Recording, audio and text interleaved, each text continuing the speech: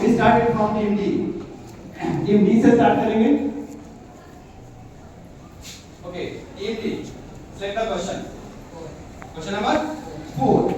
Question number 4 sir बेटा बाकी भी पढ़ लेना क्वेश्चन, साथ साथ कुछ सॉल्व करना लेना, आपने टाइम नहीं मिलेगा, आपको टाइम नहीं मिलेगा उसके बाद से आप टाइम वेस्ट करने के लिए, ठीक है? ध्यान से देखते रहो, आप साथ साथ सॉल्व करना है।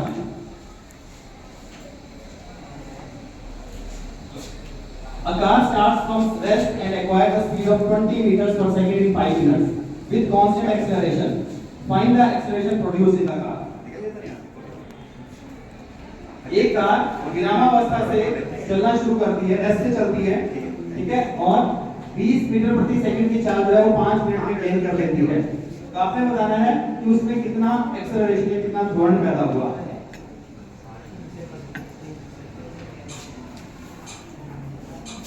हो गया? जैसे मुझे आंसर बताओ। ओके, चलो इन्होंने आंसर दे दिया, आप आंसर देना चाहोगे?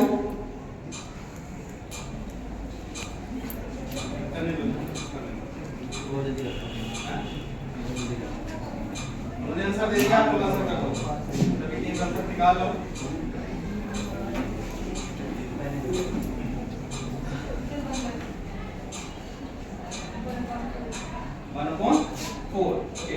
टीम एफ आपका आंसर 1/4। टीम ए 1/4। टीम बी 1/15 मीटर पर सेकंड स्क्वायर। 1/15। ऑडियंस का क्या जवाब रहा होगा? हाँ जी, कर आपने कैलकुलेट 1/15। चलो चेक कर लेते हैं, आंसर चेक करते हैं। यस, इट इज 1/15 मीटर पर सेकंड स्क्वायर। डी टीम जो है इनका अपना सवाल था, तो 10 पूरे अंक इन्होंने बिल्कुल सही जवाब दिया। कैसे सवाल करना था देखिए, देखो आपका फार्मूला बेटा ए जो एक्सीलरेशन होता है फाइनल वेलोसिटी माइनस इनिशियल, अंतिम वेलोसिटी और शुरू में जो वेलोसिटी डिवाइडेड बाय टाइम। तो इनिशियल वेलोसिटी रेस्ट से स्टार्ट किया आपने, ठीक है, दैट इज 0, और फाइनल वेलोसिटी क्या थी उसकी 30, लेकिन टाइम जो था मिनट में था, you have to convert it into second. Second में बदलना था 300, तो आपका आया 20 - 0/300 1/15। बिल्कुल सही जवाब दिया टीम डी ने। तो टीम डी के 10 अंक और जुड़ गए। अब चलते हैं टीम ई के बाद। हाँ जी, ई कौन सा सेट कर बेटा? Question number 1।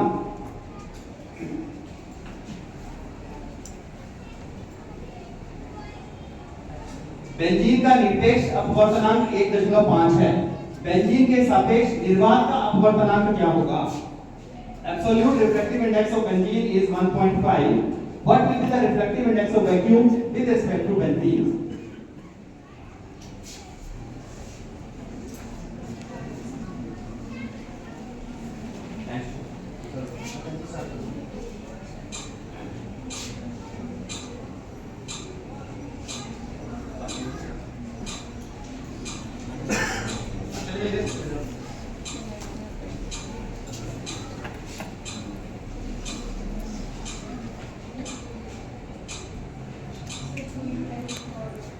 Into 10 raised to the power 8. Okay.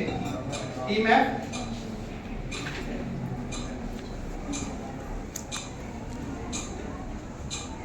Team F.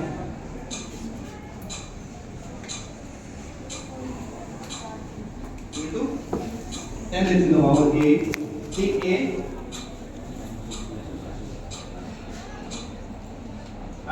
Team B. 3 गुना 8, 10 के 3 × 8, 41 into 10 raised to the power 10. Team D 1.5। तो बेंजीन का है, आपने वैक्यूम का निकालना था विद रिस्पेक्ट टू बेंजीन। यही क्वेश्चन था, what is the refractive index of vacuum with respect to benzene. Audience है? हाँ जी। अच्छा, एक चीज ध्यान देना आपने, ये सारे क्वेश्चन आपके बुक से बेटा, एवरीथिंग आपकी किताब में, आगे बात करूंगा मैं कि किताब में कहां पर है, ठीक है? ऑडियंस में से कोई आंसर? 2/3। ओके, चलो फॉर्मूला क्या बेटा? रिफ्रैक्टिव, आपको पता है जो हमारे पास क्या था शुरू में, 1 मिनट तक पीछे जाएंगे।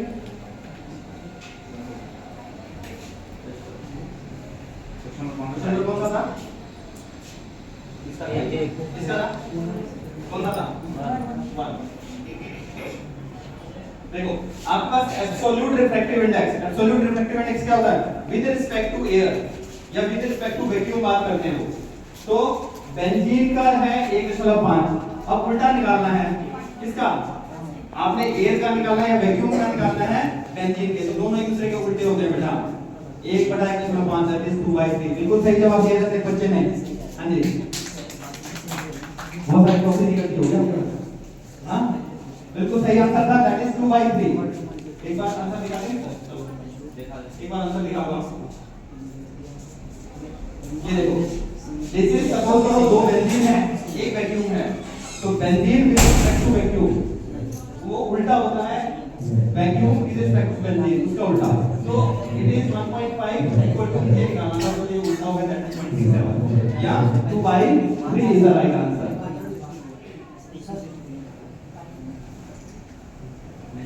चलो टीम एफ के लिए बोलो बेटा 6 क्वेश्चन नंबर 6। 10 कूलम आवेश में इलेक्ट्रॉन की संख्या गणना करें। आपने बताया calculate the number of electrons in 10 coulomb. 10 coulomb में कितने इलेक्ट्रॉन होंगे?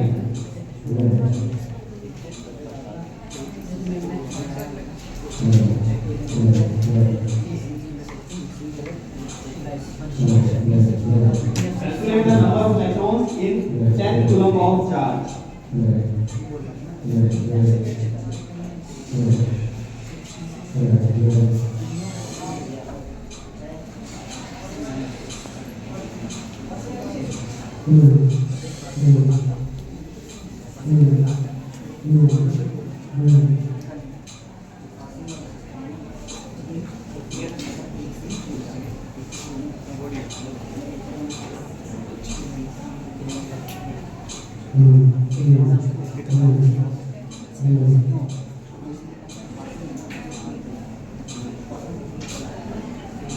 टाइम बहुत है बेटा 2 मिनट बहुत होते हैं सवाल के लिए। 2 मिनट के सवाल नहीं है ये छोटे छोटे सवाल में फिर थोड़ा सा दिमाग आपको थोड़ा सा अपना हाँ ट्रिक्स या दिमाग थोड़ा सा लगाना है बस।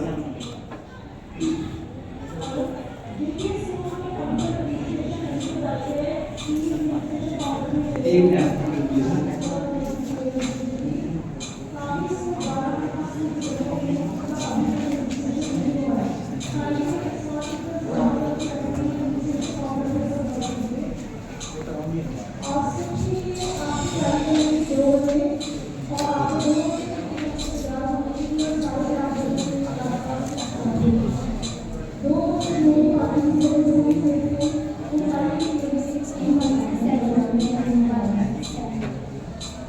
-17 ओके। टीम ए के पास चलते हैं। कैलकुलेट हो गया 8 टीम बी पास 6 into 10 is over 9 team D is operating that is for 19 electrons 6.25 into 10 is about 19 electrons। Team E answer देना बेटा बताओ।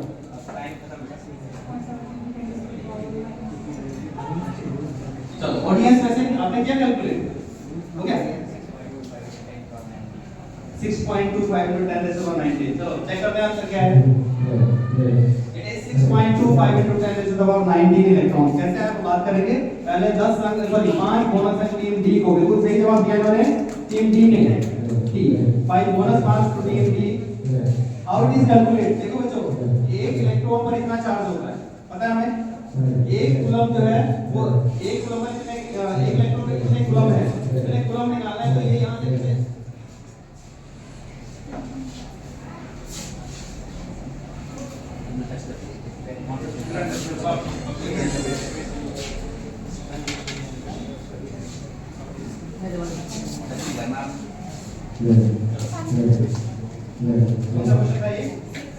नंबर 6 था।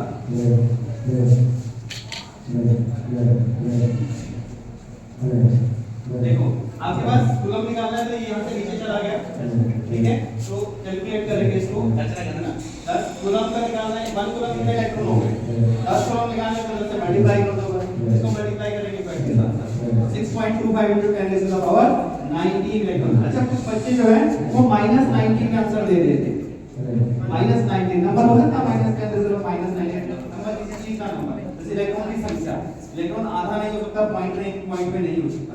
जब हम माइनस की बात करते हैं, पावर में माइनस बोलते हैं, तो दैट मींस कि वो डेसिमल में आएगा, ठीक है जी। तो आप थोड़ा सा इन चीजों को ध्यान रखा करो, जब मैथ्स की चीजें आती हैं तो बहुत जो है कैलकुलेटेड चीजें होती हैं, थोड़ा सा ध्यान रखेंगे तो आंसर निकल सकता है। ओके, तो ये क्वेश्चन था किसके लिए, टीम एफ का क्वेश्चन था। टीम ए का सवाल कौन सा सेलेक्ट करोगे, 2 3 5 2 3 और 5 दो। ओके, सेकंड क्वेश्चन,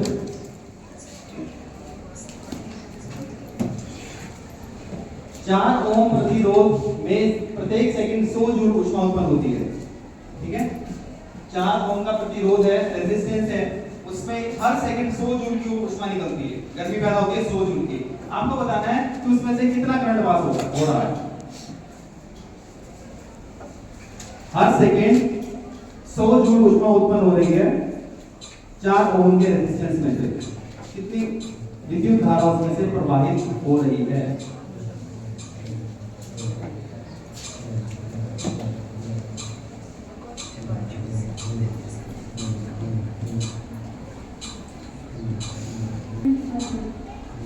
वोल्ट विद्युत धारा है ना।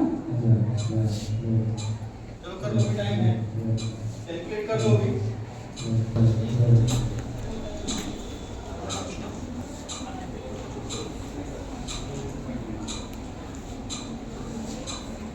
आप लोग ना बनने जा रहे हो क्या, डॉक्टर्स और इंजीनियर, बहुत अच्छी बात है बेटा, बट वहाँ स्पीड की बहुत जल्दी बहुत मैटर करती है। वो बोलते हैं नीट के एग्जाम में कितने क्वेश्चन आते हैं, नीट के एग्जाम में 180 क्वेश्चन और टाइम 180 मिनट्स, लेकिन ये तो उसका कुछ भी सवाल नहीं है।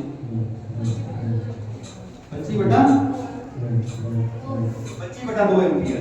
चलो ठीक ही बताएंगे आंसर, अभी देखेंगे बच्चे क्या आएगा। 1/1.2 एम्पियर। टीम बी के पास चलते हैं, 5 एम्पियर। टीम ई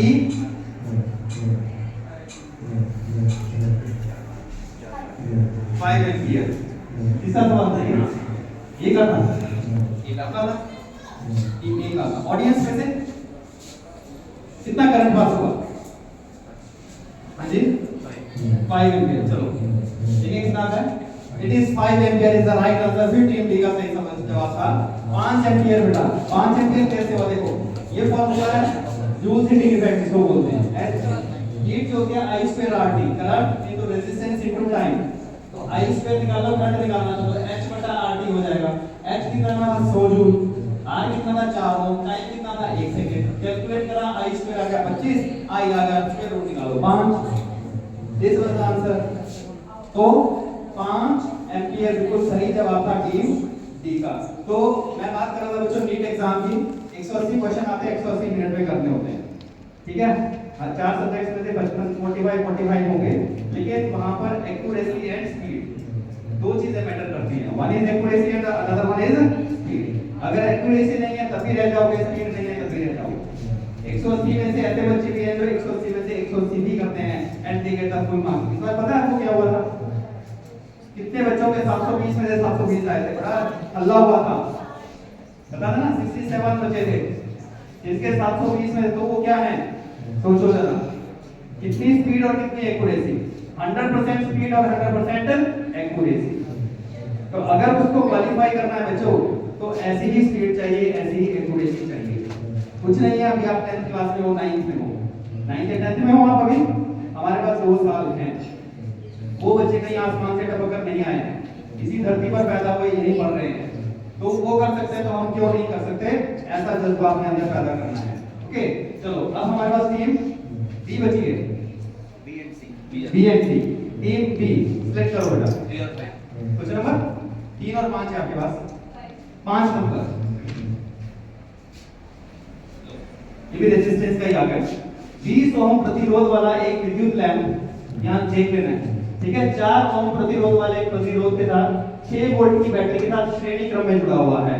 आपने बताया कितना करंट पास हो रहा है इसमें से, हाउ मच करंट, ये श्रेणी क्रम में जुड़े हैं 6 वोल्ट की बैटरी के साथ, कितना करंट पास होगा वो फाइंड करना है आपने।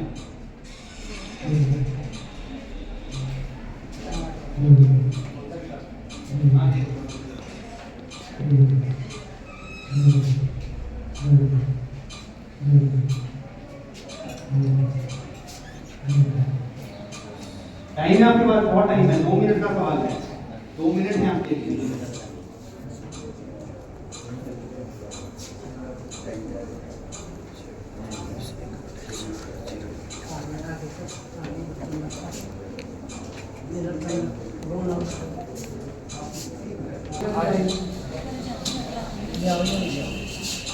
ओके,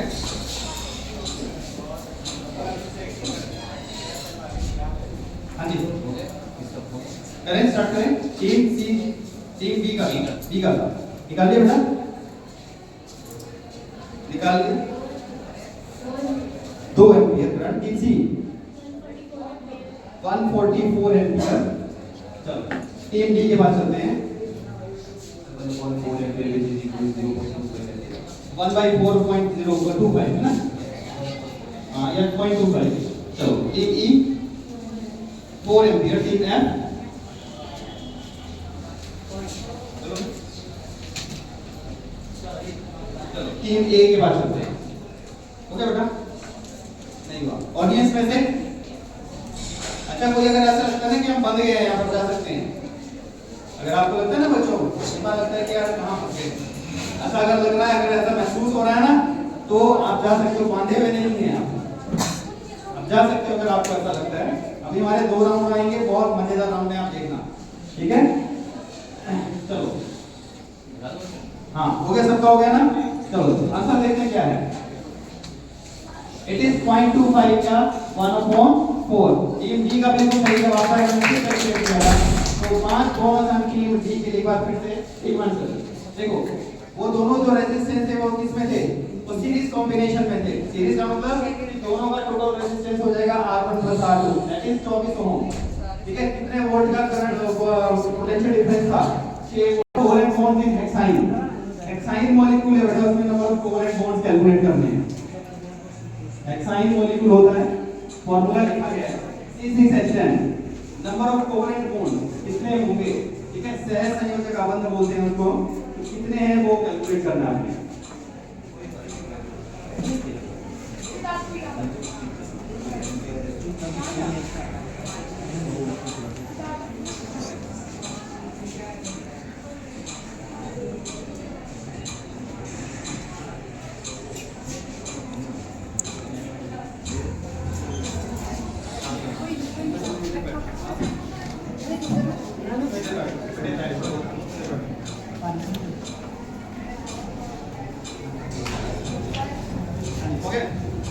हो गया आंसर, हाँ जी 70।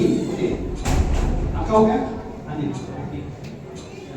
70। टीम ई का नहीं हुआ, टीम एफ 17, टीम ए हो गया कितना 17, टीम बी 17 होगा। ऑडियंस में से 17, हेक्साइन में कितने होते हैं, चलो देखिए आंसर क्या है। 17 इज द राइट आंसर। तो जीएमसी ने बिल्कुल सही जवाब दिया, 10 पूरे अंक। इनका सवाल था 10 अंक। This is hexyne equivalent. Hexyne molecule है, हेक्साइन क्या होता है, इसके पीछे आयन लग जाता है ना बेटा, उसे ट्रिपल बॉन्ड होता है। तो किन्हीं 2 कार्बन के बीच में एक ट्रिपल बॉन्ड होगा, कहीं पर भी हो सकता था, यहां पर यहां कहीं भी हो सकता है ये ट्रिपल बॉन्ड। तो मैंने यहां लगाया, आप कहीं भी लगाओ दूसरा ही आएगा हमेशा, ठीक है। बाकी सारे सिंगल बॉन्ड है। तो this is hexyne molecule can calculate. हमने स्ट्रक्चर बनाया ना कार्बन एंड इट्स कंपाउंड, पढ़े आपने पहले ना, आपको एक डिफरेंट सा क्वेश्चन डाल रहा था इसके लिए, तो मैंने सोचा कि शायद पता नहीं क्या पता क्या क्वेश्चन डाल रहा था आपके लिए डाल रहा था मैं एसिटिक एसिड। अगर सपोज वो एसिटिक एसिड होता तब कैलकुलेट करके बताऊंगा। एसिटिक एसिड या जिसको इथेनोइक एसिड बोलते हैं, आंसर हो गया ये हो गया, वो वैसे पूछ रहा हूं मैं आपसे। चलो करो जरा, एसिटिक एसिड में कितने होंगे कोवेलेंट बॉन्ड, एसिटिक एसिड का फार्मूला बता दूं आपको, CH3COON। कोई बात दूसरी बात है,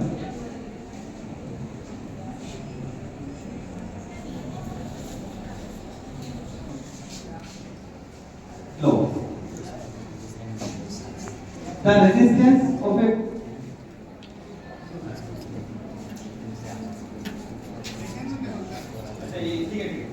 कैलकुलेट करना है। The resistance of a conductor is 100 ohm, but it is the resulting resistance of a if its length is doubled and area of cross section is half। ये जो रेजिस्टेंस है बच्चों 100 ओम का, अगर मैं इसकी क्या करूं, इसकी लंबाई को क्या कर दिया जाए, लंबाई को दुगना कर दिया जाए और इसका जो एरिया ऑफ क्रॉस सेक्शन है उसको आधा कर दिया जाए, तब उसका नया रेजिस्टेंस क्या होगा। ऑडियंस के लिए 40 हो जाएगा। ओके, ऑडियंस का आंसर तो आ गया भाई। हाँ जी, और किसी ने कैलकुलेट कर लिया? हाँ जी, करना है कैलकुलेट? कोई नहीं, कर लेना। चलो चेक करें आंसर क्या देंगे। 4R 4 गुना हो जाएगा बेटा। देखो फॉर्मूला क्या होता है, रेजिस्टेंस जो होता है रो इनटू एल बटा ए। रो होता है रेजिस्टिविटी, लंबाई बटा क्षेत्रफल, तो उसका क्रॉस सेक्शन का एरिया होता है। तो अगर मैं नया करूंगा तो आपने लेंथ को डबल कर दिया, l डैश बटा a डैश कर दिया, लेंथ डबल कर दी 12, एरिया भी हाफ कर दिया a बटा 2। तो ये 2 पर जाएगा तो 4 इनटू बाकी चीज वही रही जो पहले थी। तो 4 इनटू ये r था, तो r डैश जो होगा दैट इज 4r के बराबर आएगा। तो ये था आपका सवाल। तो हमारे जो है वो 4 राउंड कंप्लीट हो गए।